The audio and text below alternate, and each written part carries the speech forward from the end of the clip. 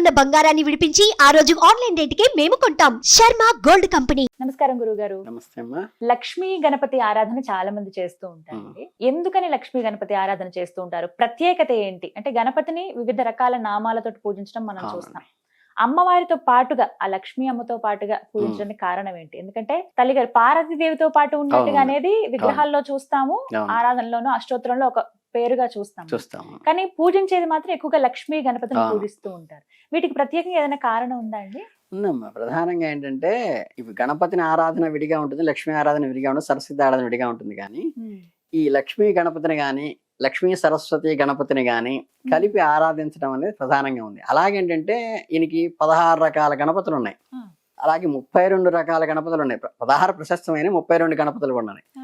దీంట్లో ఏంటంటే మనకి భగవత్ అవతారాల్లో దశావతారాలతో పాటు 24 అవతారాలలో మనకి వ్యాస మహర్షి కూడా ఒక అవతారం అని చెప్తారు. అలాగే ఈ 32 గణపతులు రూపాలకు వర్ణించేటప్పుడు ఏంటంటే లక్ష్మీ గణపతి కూడా అంటారు. అంటే వాళ్ళ అమ్మ వచ్చి ఇక్కడ పక్కన కూర్చుని ఉంటుంది, ఆయన పక్కన చక్కగా. అంటే అత్తగారు అవుతుంది యాక్చువల్ గా. అయితే మనకేంటంటే అది వీళ్ళిద్దరూ మోహిని అవతారం ఎత్తినప్పుడు శివుడు ఇది అయ్యారు కాబట్టి అప్పటి నుంచి అత్తగారుగా అని చెప్తుంటారు. అట్లాగే పార్వతీదేవి ఆయన విష్ణుమూర్తి చెల్లెలని. అలా వచ్చినప్పుడు ఏంటంటే మనకి సిద్ధి బుద్ధితో కూడా ఉంటారు ఆయన. ఒక్కోసారి ఏంటంటే ఆయనకి జ్ఞానము విచక్షణ అనేటివి కలిపి ఉన్నారు. వాళ్ళు శ్రీమతులు అంటారు. అంటే మనకి ఆంజనేయ స్వామి కనుక స్వచ్ఛల సమేత అన్నట్టుగా ఇవేంటంటే అంతరంగా ఉంటాయి, బహిర్గతంగా ఆయన బ్రహ్మచారిగా ఉంటాయి.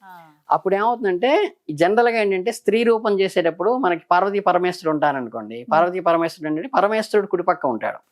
అలాగే మనం రేతం చేసినా, పూజ చేసినా, మనం కళ్యాణం చేసినా, పెళ్లి చేసుకున్నా కుడిపక్క మగవాడు అంటే భర్తను, ఎడం పక్క భార్యను ఉంటారు.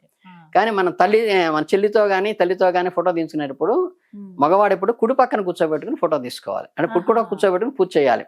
ఇప్పుడు ఏదైనా ఉన్నారు, తల్లి కొడుకే ఉన్నారు, ఏదైనా ఇంట్లో పూజ చేస్తున్నాం, గృహప్రవేశం చేయాలనుకోండి, ఎప్పుడైనా వచ్చి అమ్మ మీరు కూడా కూర్చుని చక్కగా అక్షంతలు అయిన స్వామివారి కంటే తల్లి అనేది కొడుకు ఎప్పుడు కూడా కుడి పక్క కూర్చుంటుంది. చెల్లితో కలిసి పూజ చేసేటప్పుడు కూడా చిన్నప్పుడు వినాయక పూజ చేసేవారు, లేదా ఇంకేదైనా పూజ చేసేటప్పుడు అంటే అన్నజల్లి ఇద్దరు చేసినప్పుడు చెల్లెలు తల్లి గాని కుడి పక్క ఉన్నవాళ్ళు తల్లి చెల్లితో సమానం అన్నమాట. ఎడం పక్క భార్య ఎప్పుడు కూడా ఎడం పక్క కూర్చోవాలి. అలా ఏంటంటే మీకు లక్ష్మీ గణపతిలో ఏంటంటే అమ్మవారేమో అమ్మ ఇటు కూర్చుంటుంది, ఈయన ఇటు పక్క కూర్చుంటారు. ఇద్దరితో కలిపిన రూపాన్ని లక్ష్మీ గణపతి కూడా ఉంది. రెండోది ఏంటంటే దీనికి ప్రాశస్త్యం ఏంటంటే లక్ష్మీదేవి ధనాన్ని ఇస్తుంది. ధనం వృద్ధితంగా ఎవరికి వచ్చినా సరే ఈయన ఏంటంటే వివేకాన్ని ఇస్తాడు. మన గణపతి వివేకాన్ని ఇస్తాడు. అంటే వివేకరహితంగా ఉన్న ధనం సంపాదన అది సమాజానికి ప్రాయోజితంగా ఉండదు, వ్యర్థం అవుతుంది, నెగిటివ్ కాన్సెప్ట్ లోకి వెళ్తుంది. కాబట్టి లక్ష్మీ గణపతుల్ని కలిపి కనుక చేస్తే అంటే ధనంతో పాటు వివేకం కూడా కూడినటువంటి ధనం ఐశ్వర్యం వస్తుంది. కాబట్టి సమాజ హితానికి ఇది ఉపయోగపడుతుంది అని సింబాలిక్ గా ఇది చెప్పడం అనేది జరిగింది. అలాగే పౌరాణికంలో కూడా చిన్న కథ ఉంది. అదేంటంటే ఒకసారట లక్ష్మీనారాయణ ఇద్దరు డిస్కషన్ చేసుకుంటూ, మనకి ఇప్పుడు పార్వతీ పరమేశ్వర డిస్కషన్ వస్తుంది, కానీ అంటే లక్ష్మీనారాయణ ఇద్దరు డిస్కషన్ చేసుకుంటూ నేను చాలా గొప్పదాన్ని, అందరికి ఐశ్వర్యాన్ని నేనే ఇస్తాను, మీ హృదయంలోనే నేను ఆవాసించున్నాను, అందుకని నేను చాలా గొప్పదానని కొంచెం ఆవిడ అనిందిట.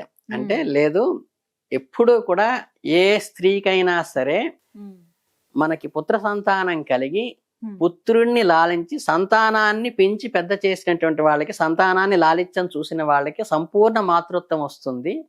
కనుక ఏంటంటే ఇప్పుడు నువ్వు సంతానవతి అయితేనే అంటే ఏంటంటే పుత్ర వాత్సల్యం నువ్వు చూపించి తల్లిగా నీ ఆదరణ చేసినప్పుడు మాత్రమే నీ సంపూర్ణ స్త్రీత్వం వచ్చినట్టు లెక్క అవుతుంది అని చెప్పేసి ఒక చిరునవ్వు నవ్వుతాడు. అనేసరికి ఈవిడ వెంటనే అలిగి ఏం చేయాలా ఇప్పుడు అని చెప్పి బాధపడుతుంటుంది. అనేసరికి అయితే ఒక పని చెయ్యి అని చెప్పేసి పార్వతి దగ్గరికి పంపిస్తారు. వదిన నీకు 2 పిల్లలు ఉన్నారు, కుమారస్వామి ఉన్నాడు, గణపతి ఇద్దరున్నారు కదా, నాకు ఒక కొడుకుని నాకు దత్తత ఇస్తే నేను దగ్గరుండి కొన్నాళ్ళు నేను ఆలనా పాలన నేను చూసుకుంటాను, నా బిడ్డగా పెంచుకుంటానని అడుగుతుంది పార్వతిని.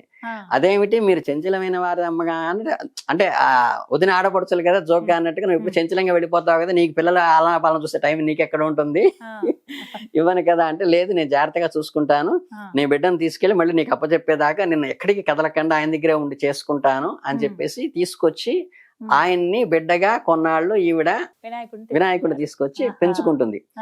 అందుకుని ఈ కథ ప్రశస్తంగా చెప్తూ ఏం చెప్తారంటే లక్ష్మీదేవి నిరంతరం చంచలమైనప్పటికీ కూడా గణపతితో ఆరాధన చేసి లక్ష్మీ ఆరాధన చేసినట్లయితే లక్ష్మి స్థిరంగా వాళ్ళ ఇళ్లలో ఉంటుంది అని చెప్పి లక్ష్మీని గణపతిని కలిపి ఆరాధన చేయవలసింది మీరు అని చెప్పి చెప్తారు. అంటే ఆవిడ వరం ఇస్తుందిట. అంటే ఆయన నువ్వు నాకు ఈ తల్లి మాతృవాత్సల్యాన్ని కలిగించేటువంటి అదృష్టాన్ని నాకు కలిగించావు కాబట్టి నిన్ను పూజ చేసి నిన్ను హరిద్రా గణపతిని ముందు పెట్టి నిన్ను అర్చన చేసి తర్వాత నన్ను అర్చన చేస్తే డైరెక్ట్ గా లక్ష్మీ అష్టోత్తరం సంకల్పం చెప్పి చేయటం కన్నా గణపతిని ఆరాధించి గనక నన్ను చేసినట్లయితే ఇలా ఆరాధించిన భక్తులందరికీ కూడా నేను చంచలంగా ఉండకుండా నీకు ఇచ్చేటువంటి వరంగా నేను వాళ్ళ ఇంట్లో స్థిర నివాసం ఉంటాను, లక్ష్మీ కటాక్షం ఇస్తాను అని చెప్పేసి ప్రధానంగా లక్ష్మీదేవి గణపతికి వాత్సల్యంతో ఇచ్చిన వరం మన భక్తులందరికీ ఉపయోగపడుతున్నమాట.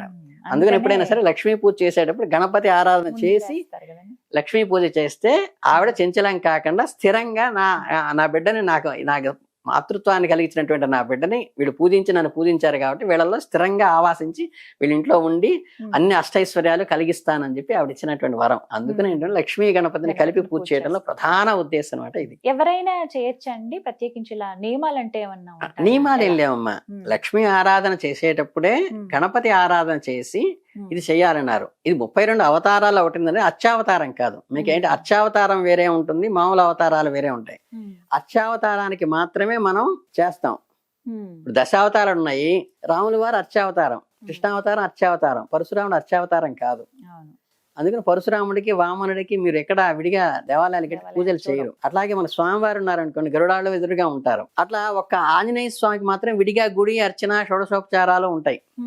మిగతా ఎదురుగ్గా ఉండే ఏ దేవాలయంలో సరే మనకి కుమారస్వామి నాడు ఎదురుగ్గా నెమలి వాహనం ఉంటుంది, శివయ్య ఉంటాడు ఎదురుగ్గా నంది ఉంటుంది, అట్లా పార్వతీదేవి ఎదురుగ్గా ఉంటుంది. అట్లా ఎవరున్నా సరే వాళ్ళకి ఎదురుగ్గా ఉండేటువంటి భక్తులు ఎదురుగ్గా స్వామివారి ఎదురుగ్గా ఉండే వాళ్ళకి ఎవరికి అర్చావతారాలు ఎవరికి ఇవ్వాల. ఈ భక్తుల్లో ఆంజనేయ స్వామికి ప్రత్యేకంగా ఇచ్చారు. అలాగే మనకి దశావతారాల్లో రావణుడికి కృష్ణుడికి అర్చావతారాలు ఇచ్చారు. అలాగే దీనికి కూడా ఈ 32 అవతారాల లక్ష్మి గణపతికి అర్చావతారం కాదు. లక్ష్మిని గణపతిని కలిపి పూజ చేస్తూ మనం లక్ష్మీదేవిని పూజ చేసేటప్పుడు వాళ్ళ కుమారుడికి ముందు ఈయన ఏంటంటే ఈయనకి ముందు చేస్తే ఆవిడిచ్చిన వరం ప్రకారం నేను చంచలం కాకుండా స్థిరంగా వాళ్ళ ఇంట్లో నివాసం ఉంటాను, వాళ్ళకి ఐశ్వర్యం కలిగిస్తాను, అష్టైశ్వర్యాలు కలిగిస్తాను ఆవిడిచ్చిన వరం కారణంగా లక్ష్మీ గణపతిని ప్రధానంగా పాపులర్ అయిన కారణం. అటు వివేకం వస్తుంది, అలాగే అష్టైశ్వర్యం, వివేకంతో కూడినటువంటి ఐశ్వర్యం వస్తుంది. అంటే ఆ వివేకం ఉన్నప్పుడే ఐశ్వర్యం ప్రజా సమాజానికి హితంగా మారుతుంది. అది దాంట్లో మూల. చక్కగా వివరించారు గురుగారు. నమస్తే. చాలా సంతోషం.